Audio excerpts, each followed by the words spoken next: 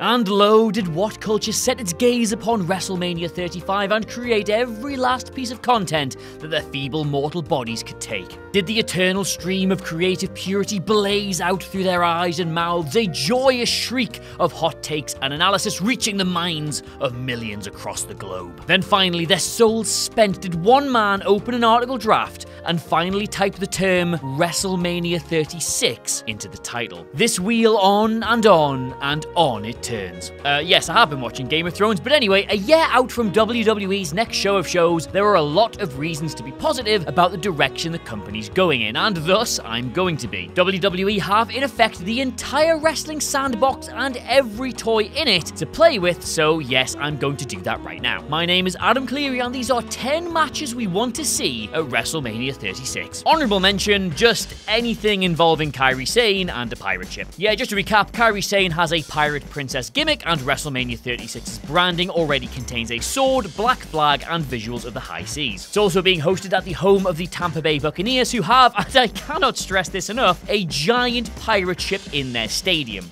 Do the right thing. Number 10, Demon Finn Balor versus Brock Lesnar. Gonna start with a really big hitter here just to show you that I'm serious. Brock Lesnar has beaten Finn Balor, but he's never beaten the Demon. We'd be well over a year removed from their meeting at the 2018 Royal Rumble by this point, and thus it's a match there will undoubtedly be an appetite for. Brock has a whole year to return and re-establish himself as a monster, while Demon Finn will almost certainly still be unbeaten. Very simple booking this, have Balor involved in the title picture all year without ever winning it, and build to the Rumble as his last chance to get a shot at the belt for Mania. Somewhere in the latter stages, Brock brutalizes him and ends his dream, with Heyman personally taunting him the next night on Raw. Balor emerges and says if he can't have his dream match, then he'll settle for bringing Brock a nightmare instead. Number 9, the WWE Raw Tag Team Championship. DIY versus Viking guys. War Vikings. Okay, so I'm proposing this as being Tommaso Ciampa's last match. His reported recuperation period is at least 6 months, making a return in the new year a realistic possibility. By his own admission though, if, and it is still an if, he makes a full recovery, he's going to be wrestling on borrowed time. A lot of people, myself included, wanted to see one final blow-off match between Ciampa and Gargano. But given the injury, the haphazard Raw call-ups, and the closing shot of them hugging on TakeOver, that's now not going to happen. So instead, you have Gargano drop the NXT title sometime this year, arrive on the main roster, and get bludgeoned by much, much bigger boys. That might sound underwhelming, and, well, that's because it is, but Vince will have precisely zero idea how to write Hansen and Rowe, or whatever they're called now, as power faces. As big, mean heel champs, though, they can delight in picking on the new guy before his old pal turns up to help even the odds. There are 1 million better ways to book this match, but let's face it, that's probably how they do it. Number 8, Ricochet versus Alistair Black versus Samoa Joe versus Shinsuke Nakamura versus Kevin Owens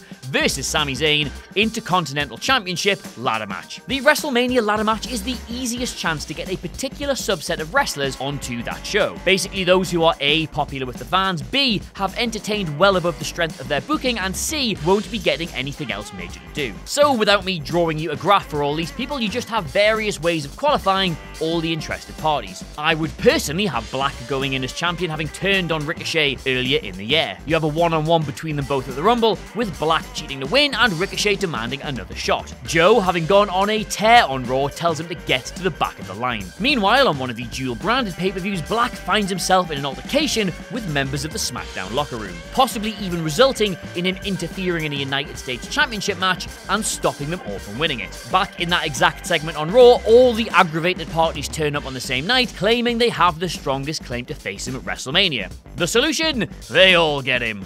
Number 7, Triple H versus Shane McMahon. Look, as sure as night follows day, as sure as Monday follows Sunday, as sure as Corey Graves' eyes follow Mandy Rose's arse around a room, Triple H and Shane McMahon are now guaranteed WrestleMania attractions. They took up over 40 minutes in the ring this year, and God knows what else on entrances, so let's just bundle them in together this time. Dead easy this one. Shane's reign of terror on SmackDown needs to run on to the point where the self-appointed best in the world should be putting himself over the show's those numerous up-and-comers. Thus, there is a strike, and Triple H arrives to tell him that he's meant to be smarter than this. He's meant to be a McMahon, and McMahons know what's best for business. In return, you can have him throw back all the times Triple H has used his influence to get himself opportunities and bury those he considered less worthy, and thus, Shane versus Trips, authority versus authority, McMahon by birth versus McMahon by shagging, loser leaves the company. Number 6, Big E versus Xavier Woods versus Kofi Kingston. The New Day are set for a very, very, very interesting 12 months. The trio has now elevated Kofi as the de facto best of the bunch, and, as we all know, any status or power in wrestling immediately invites challenge. There is probably neither the time nor the desire for WWE to establish all three of these as separate single stars in the main event. Ergo, the only narrative in the breakup of the New Day is the breakup of the New Day. They'll never swing back around further down the line as three top stars of a division, so the implosion has to be what counts. The obvious narrative is to simply have Big E turn on Kofi when he gets back from injury and have Xavier caught in the middle. He can't possibly choose a side, so he has to choose neither, and it's brother versus brother versus brother. Number 5, Lars Sullivan versus Braun Strowman.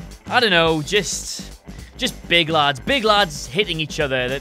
They really like that, don't they? I'm the biggest lad in WWE, rah, says Lars. No, I am rah, says Braun. Something like that, I don't know. Number 4, The Miz versus Daniel Bryan, WWE Championship. I know, it's been and gone now. The match everyone was clamoring for upon his big return, The Miz versus Daniel Bryan, for all its early promise, fizzled out into a mixed tag with their wives, and then a bizarre roll-up finish at Australia's Super Showdown. That was it.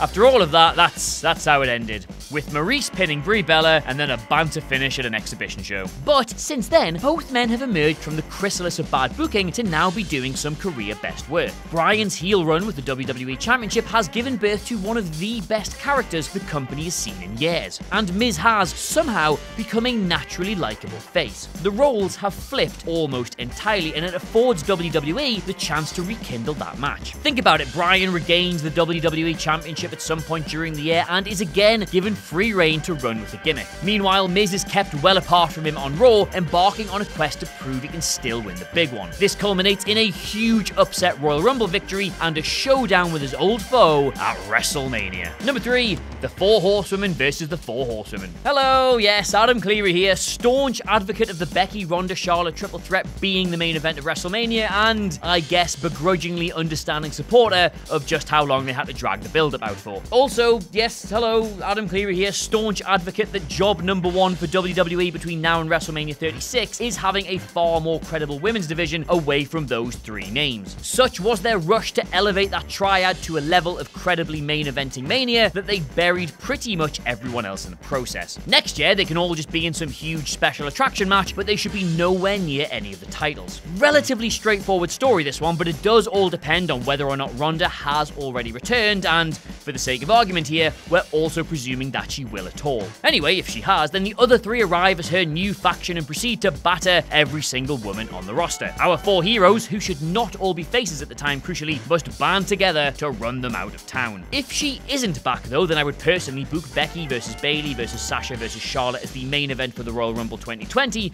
but have the 4 MMA lasses run in and ruin it at the end. This sets up this match and lets you rematch the original somewhere down the line. Number 2, Roman Reigns versus The Rock. So, fun story, I'd actually written this match on my list before the Superstar shakeup, and I had no idea whatsoever how I was going to conceive of an interesting way to make it happen beyond simply Roman challenges him and he says yes. Then of course they moved him over to SmackDown and the story unspooled itself in my mind like a bog roll tumbling down some stairs. So right, okay, you set Roman on a singles crusade on SmackDown that looks for all the world like it's building to a Royal Rumble win so he can challenge at WrestleMania, but he gets eliminated by a collection of other SmackDown stars. The next night he hits the ring and demands to face every single man who eliminated him so he can teach them some respect because, and this is the really good bit, SmackDown is Roman Reigns' show. Cue The Rock's music and a friendly reminder to his cousin that this isn't Roman Reigns' show, this is The Rock's show. And hey, since he's got no plans for WrestleMania now, how about The Rock gets back in The Rock's ring and shows him why? Number 1, Seth Rollins versus AJ Styles, Universal Championship. Okay, so yes, they did sort of already do this at Money in the Bank, but ironically wrote this script before that match was even booked, so let's just put that on the back burner for a second. Plus, the main reason I want to do this is for the long-term build up to it, not merely for the one-off occasion of the thing, so yeah, it kind of still works anyway. Let's just get on with it. Here's my pitch.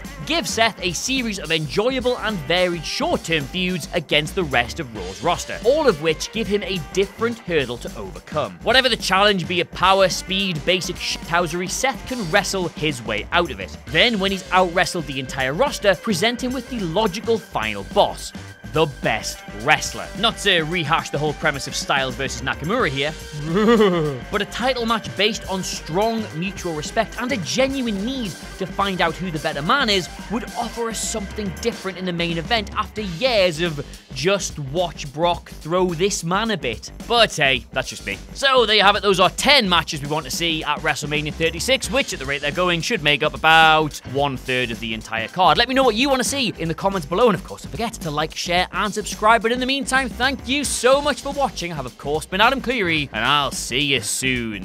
I will.